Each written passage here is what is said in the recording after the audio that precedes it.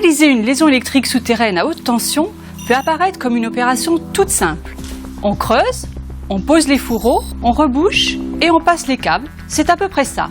Mais comme vous allez le voir dans le film, ces travaux nécessitent des techniques pointues, des moyens importants et surtout des hommes compétents. Après une longue phase d'études techniques et environnementales, de concertation avec les populations concernées et d'autorisation administrative, le tracé de l'ouvrage et le mode opératoire sont arrêtés. Un état des lieux avant toute opération est systématiquement réalisé. Les travaux s'organisent autour d'une base vide dont le but est d'assurer la logistique du chantier, le stockage des matériels et sert de point de ralliement aux différents intervenants.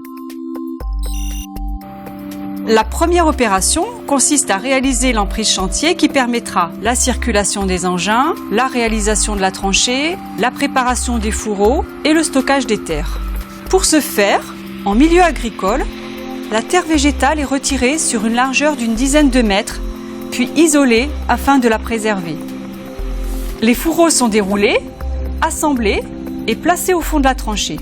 On recouvre en suivant les fourreaux, on place le grillage avertisseur qui est à son tour recouvert. Les différentes couches sont soigneusement damées afin de reconstituer l'état initial des sols. Malgré l'utilisation d'imposants engins de chantier, les hommes assurent manuellement la finition et la propreté de l'ouvrage. Une fois les couches inférieures remises en place, la dernière étape consiste à remettre la terre végétale mise en réserve pour laisser aux agriculteurs un champ et un paysage exempt de toute trace de travaux et propre à l'exploitation agricole. En pose courante, les fourreaux PVC ou PEHD sont posés en trèfle, c'est-à-dire en triangle avec la pointe en haut. Aux fourreaux de puissance sont adjoints 2 fourreaux pour les câbles de télécommunication et éventuellement un fourreau pour le câble de terre. En technique PEHD, les fourreaux sont accolés. En technique PVC, les fourreaux sont écartés pour permettre l'enrobage par le béton. La zone qui entoure les fourreaux s'appelle la zone d'enrobage. Elle est en béton pour le PVC, en sable d'apport ou constituée des matériaux extraits et réutilisés pour le PEHD. Au-dessus de cette zone d'enrobage, à 20 cm, se trouve un grillage avertisseur de couleur rouge. Nos liaisons souterraines sont posées à une profondeur d'1,40 m avec une largeur de tranchée d'environ 50 cm. Selon l'environnement ou la nature des sols, une autre technique peut être mise en œuvre. Celle-ci consiste à utiliser une machine spécifique appelée trancheuse. Elle permet de réaliser en une seule opération la tranchée et la pose des fourreaux. En milieu rural, où les dégagements le permettent, on utilise des fourreaux en PEHD de plusieurs centaines de mètres. Tandis qu'en milieu urbain, où les contraintes de voirie et de circulation sont spécifiques, les fourreaux sont en tubes PVC de quelques mètres, emboîtés les uns avec les autres.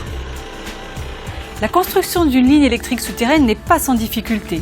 Elle doit franchir certaines zones, telles que des villages, des cultures, des pâturages, des haies, mais aussi des obstacles, tels que des conduites de gaz ou d'irrigation, des rivières ou encore des lignes ferroviaires et autres infrastructures routières. La technique la plus communément utilisée pour ces franchissements d'obstacles est le forage dirigé. Toutes les étapes s'effectuent sous terre, du tir pilote en passant par l'alésage et le tirage des fourreaux.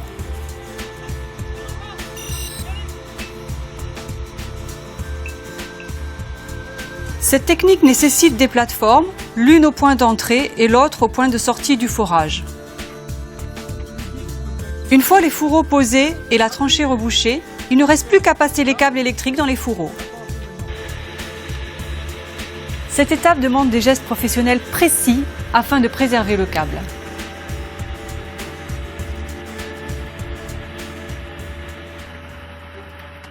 Un câble électrique souterrain est principalement constitué de 4 éléments, quel que soit le niveau de tension, et ce pour un diamètre approximatif de 10 cm. Tout d'abord, nous avons la partie conductrice, encore appelée âme du câble, en cuivre ou en aluminium, mais principalement en aluminium aujourd'hui, pour une section de 630 à 2500 mm². Ensuite, la partie qui assure l'isolation du câble, en polyéthylène réticulé, et cette partie a une épaisseur selon le niveau de tension de 1 à 3 cm. Après, un écran métallique en aluminium dont la fonction est d'assurer l'étanchéité du câble et la circulation des courants de défaut. Et enfin, une gaine extérieure en polyéthylène dont le rôle est d'assurer la protection mécanique du câble. Une liaison souterraine est constituée de 3 parties. Tout d'abord, les extrémités, qui sont des accessoires de raccordement qui sont montés sur le câble et qui permettent sa connexion dans le poste. Le câble en lui-même, qui pour des raisons techniques est constitué de tronçons. Et enfin, les jonctions, qui permettent la connexion des différents tronçons de câbles. Ces jonctions sont réalisées dans des chambres de jonction qui sont des ouvrages de maçonnerie aux dimensions moyennes, 2 mètres de largeur, 10 mètres de longueur. Une fois les jonctions réalisées, les chambres de jonction sont rebouchées et ne nécessitent plus d'intervention. À la marge, quelques chambres de jonction sont équipées de dispositifs annexes qui nécessitent des opérations de maintenance. Le passage d'une ligne électrique souterraine se traduit pour les propriétaires par une servitude sur une bande de 2,50 m de part et d'autre de la liaison. À l'intérieur de cette bande, il n'est plus permis de construire ou de planter des arbres à longue tige. Le propriétaire du terrain est indemnisé par RTE pour cette servitude. La bande de servitude se matérialise par des bornes de repérage rouges. Par exemple, ici, entre 2 arbres où l'on voit bien de part et d'autre le dégagement qui a été fait au moment des travaux.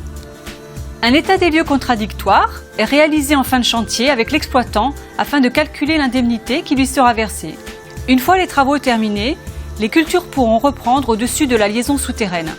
C'est un chantier important qui a pris plusieurs mois, qui a inquiété la population, qui a inquiété aussi les agriculteurs traversés qu'il a fallu convaincre. Mais aujourd'hui, personne ne le regrette. Et aujourd'hui, 2 ans après le chantier, on ne remarque plus rien et je peux même dire que le chantier a été totalement oublié.